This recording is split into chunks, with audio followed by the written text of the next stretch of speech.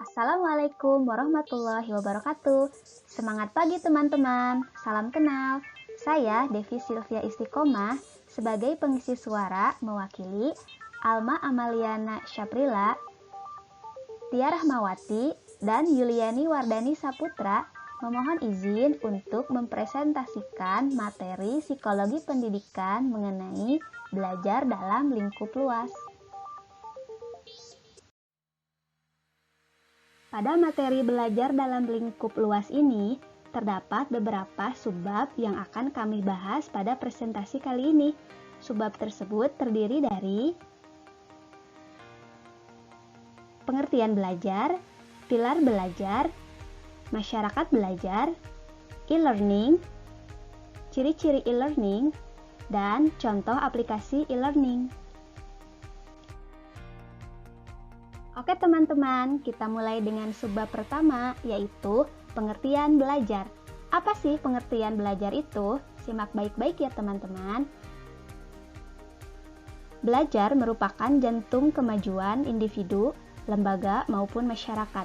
Individu-individu tersebut mengembangkan semua bakat dan potensinya secara optimal melalui belajar. Belajar sepanjang hayat lebih luas dari belajar di sekolah. Menurut UNESCO, dalam laporan komisinya yang berjudul Learning the Treasure Within pada tahun 1996, mengemukakan sejumlah tantangan yang berupa keseimbangan tekanan atau tension. Yang pertama, keseimbangan antara tuntutan global dan lokal. Yang kedua, keseimbangan antara universal dan individual. Yang ketiga, keseimbangan antara tradisional dan modern. Yang keempat, keseimbangan antara kompetisi dengan kesamaan kesempatan. Yang kelima, keseimbangan penyelesaian jangka pendek dengan jangka panjang. Yang keenam, keseimbangan antara kemajuan pengetahuan dengan keterbatasan kemampuan. Dan yang ketujuh, keseimbangan antara tuntutan materi dengan spiritual. Untuk mewujudkan tujuan pembangunan yang disepakati secara internasional, termasuk tujuan pembangunan milenium, UNESCO menetapkan 4 pilar belajar. Yang pertama, belajar mengetahui atau learning to know. Belajar mengetahui merupakan kegiatan untuk memperoleh, memperdalam, dan memanfaatkan pengetahuan. Di sini juga menegaskan adanya dua manfaat pengetahuan, yaitu pengetahuan sebagai alat atau mean dan pengetahuan sebagai hasil atau end. Kemudian yang kedua adalah belajar berkarya atau learning to do.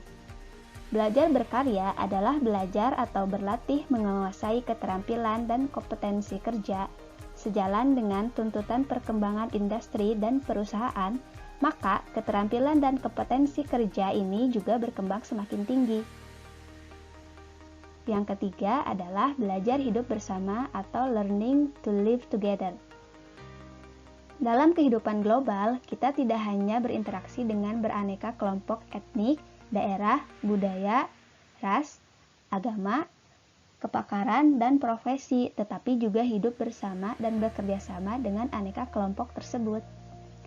Dan yang terakhir, yang keempat, belajar berkembang utuh atau learning to be. Manusia yang seluruh aspek kepribadiannya berkembang secara optimal dan seimbang, baik aspek intelektual, emosi, sosial, fisik, maupun moral. Untuk mencapai sasaran demikian, dituntut individu-individu banyak belajar mengembangkan seluruh aspek kepribadiannya.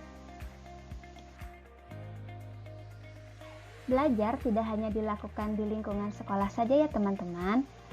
Akan tetapi, belajar juga dapat dilakukan di lingkungan masyarakat.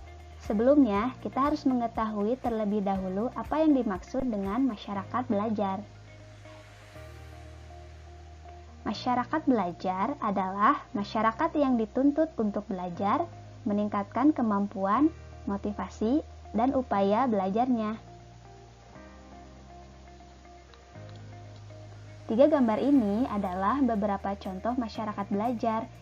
Ingat ya teman-teman, belajar itu tidak hanya berhenti sampai jenjang sekolah saja, akan tetapi belajar itu sepanjang hayat. baik yang muda ataupun yang tua tetap harus belajar.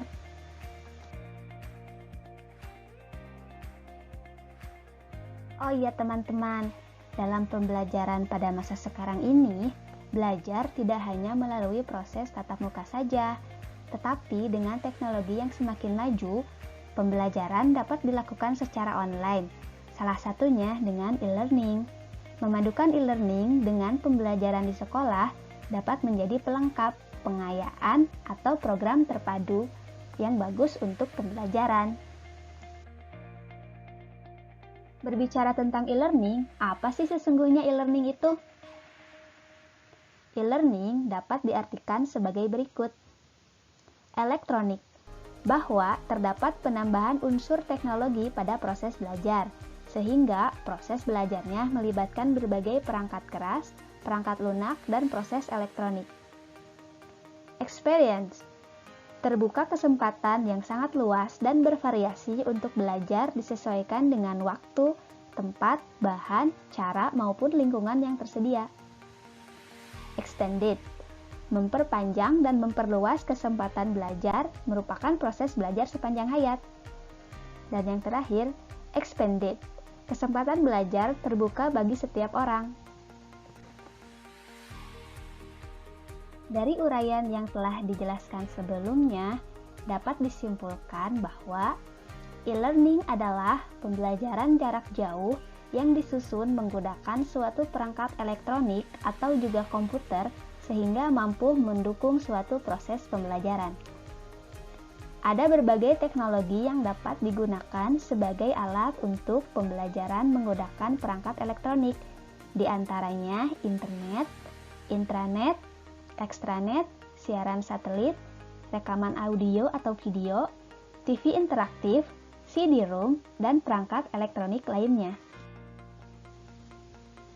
Tetapi, seiring dengan meningkatnya perkembangan internet, konsep e-learning pada umumnya telah merujuk pada kasus-kasus pembelajaran yang dilakukan melalui internet, seperti bimbingan belajar online. Kemudian, apa sih ciri-ciri dari e-learning? Yang pertama adalah network, yang memungkinkan informasi selalu dimutakhirkan, disimpan, dan didistribusikan, dan dipertukarkan. Yang kedua adalah informasi disampaikan langsung kepada pengguna akhir melalui teknologi internet. Dan yang ketiga adalah difokuskan pada kegiatan belajar secara luas. Nah, teman-teman, untuk menunjang pembelajaran dalam lingkup luas, kakak-kakak kita yang luar biasa di luar sana juga telah mengembangkan berbagai aplikasi di bidang e-learning loh teman-teman. Aplikasi-aplikasi ini juga dapat kita gunakan untuk mempertajam skill kita, baik di bidang akademik maupun non-akademik. Aplikasi-aplikasi tersebut diantaranya adalah Rumah Belajar Kemdikbud, Ruang Guru, Zenius, Kelas Pintar, Kuiper, Skill Akademik, dan masih banyak lagi aplikasi-aplikasi e-learning lainnya yang dapat kita gunakan untuk belajar. Sekian presentasi yang dapat kami sajikan. Saya mewakili teman-teman kelompok mengucapkan terima kasih yang sebesar-besarnya kepada teman-teman yang telah bersedia menonton video presentasi kelompok kami. Sampai ketemu di materi-materi selanjutnya ya teman-teman. Wassalamualaikum warahmatullahi wabarakatuh.